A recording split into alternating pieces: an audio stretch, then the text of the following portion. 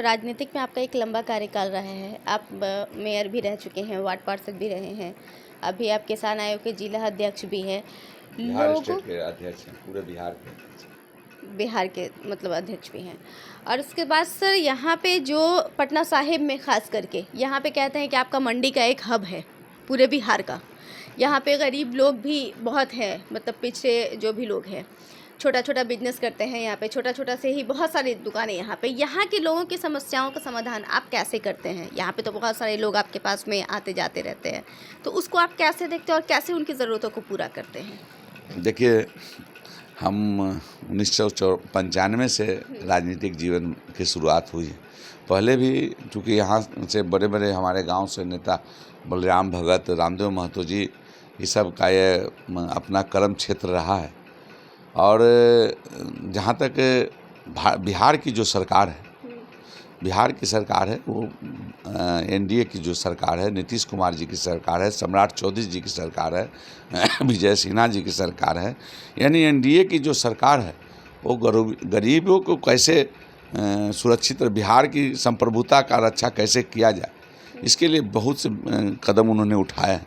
उस कदम में एक अभी ही देखिए, गरीब लोगों के लिए सरकार ने बहुत सी योजनाएं चलाई हैं, जिसमें सबसे बड़ा योजना है अभी वृद्धा पेंशन जो योजना चला है। तो अगर आप किसी व्यक्ति से पूछें कि अगर केंद्र और बिहार सरकार की कोई योजना का नाम बताओ, तो सबसे पहले बताएं कि वृद्धा पेंशन योजना।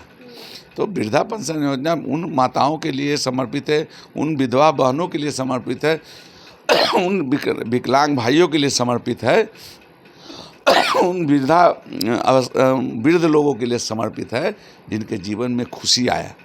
आप बताइए, पहले कितना वृद्धा पेंशन मिलता? हम 2002 में जब काउंसलर बने थे तो 100 रुपया मिलता था।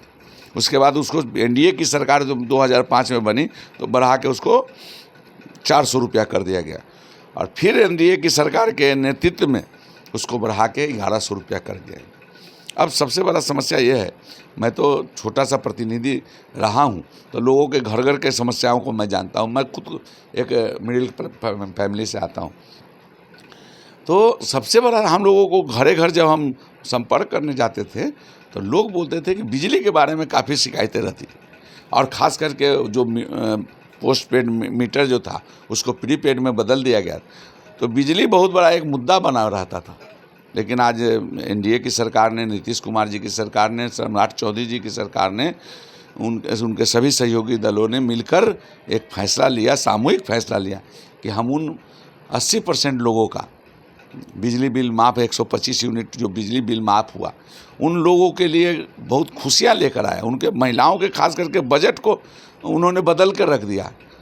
तो आज बिहार के 80% जो नागरिक हैं उनके बिजली बिल जीरो हो, और जो 20% जो बचे भी हैं उनको भी 125 यूनिट का फ़ायदा मिल रहा है। तो सबके लिए कार्य हो रहा है, और देश के प्रधानमंत्री जी ने संकल्प लिया है कि अगले 3 वर्ष में सौर ऊर्जा हमारा बहुत बड़ा साधन है, उसमें न कोई खर्च आता है, और उसका प्रकृति का हम लोग अच्छे से इस्तेमाल करें तो बिजली का बिल सभी लोगों का जीरो हो जाएगा। तो भारत में जो ऊर्जा का कहीं ना कहीं कमी जो पहले रहता था, आज सौर ऊर्जा के माध्यम से, अन्य ऊर्जाओं के माध्यम से हम लोग आगे बढ़ रहे हैं। तो खास करके और हित की कैसे रक्षा हो, आज देखे हो कितनों भी बड़ा कहीं देख रहे हैं मॉल खुल रहा है, खुल रहा है, लेकिन आज फिर से लोग जो फुटकर दुकानदार हैं, जो घर में दुकान करके अपने जीवन रेखा को चला रहे हैं, कुटीर उद्योग खोले हुए हैं, छोटे छोटे लघु उद्योग हैं पटना, खास करके इस पटना साहिब विधानसभा में और हमारे क्षेत्र में चप्पल के कारखाना है, चिप्स के कारखाना है, अन्य प्रोडक्ट के कारखाना है, छोटे छोटे लोग जुड़े हुए हैं। उनकी रक्षा के लिए भी कहीं ना कहीं हम लोग की सरकार ने उन्हें दिया है मुद्रा लोन के रूप में। और सरकार ने फिर से एक आज से ही बक्सर से शुरुआत कर रहे हैं मुख्यमंत्री आदरणीय नीतीश कुमार जी, सम्राट चौधरी जी, कि जो महिलाओं जो रोजगार करना चाहती है उनके लिए 10,000 रुपया की योजना उन्होंने दिया है। आज से फार्म भरने की प्रक्रिया शुरू होगी। जीविका दीदी, आज लाखों बहनें हमारे राज्य के जीविका से जुड़ी हुई हैं, कई लाख लोग उससे जुड़े हुए हैं, और उनका घर का जो दशा और दिशा था, जो घर के जो हालात थे वो बुरा थे, उसमें बदलाव आया है और वे आत्मनिर्भर बनी हैं। खास करके आप देखिए, बिहार की सरकार ने नारी शक्ति को आगे बढ़ाने के लिए क्या नहीं किया। उन्होंने 50% आरक्षण दिया। हम काउंसलर रहे हैं 2002 से, पहले 57 वार्ड हुआ करता था, उस समय 50% से ज़्यादा महिलाएं थी।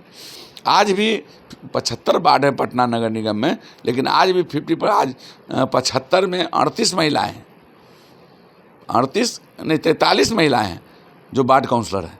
तो समझिए कि 50 आरक्षण महिलाओं को कैसे सशक्त किया जाए, इसके लिए बिहार सरकार ने भी काम किया।